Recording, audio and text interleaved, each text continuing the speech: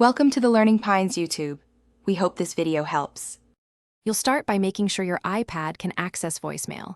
If you rely on continuity, sign into the same Apple ID and enable Wi-Fi calling or cellular data.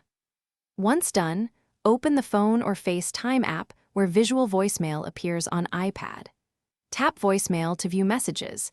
This is how iPad surfaces your carrier's voicemail through Apple's interface. You're starting here because the app links to your carrier voicemail settings, and it's the control point. Now tap voicemail and then greeting to change what callers hear. You'll see default and custom. Default uses the carrier's generic message, while custom lets you record a personalized greeting. Tap custom, press record, speak clearly into the iPad, and press stop when finished. Make sure to listen back. If the volume is low, switch to speaker. If you don't like it, re-record until it's concise and friendly. Then tap save, so the new greeting replaces the old one on your voicemail. Finish by saving your greeting and testing it. Call your number from another line to confirm the new message plays.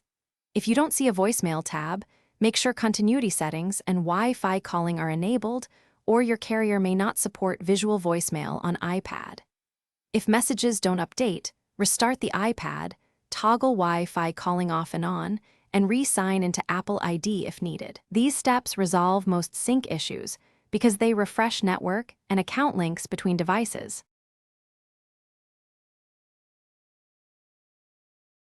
Thanks for watching. Consider subscribing if we helped you.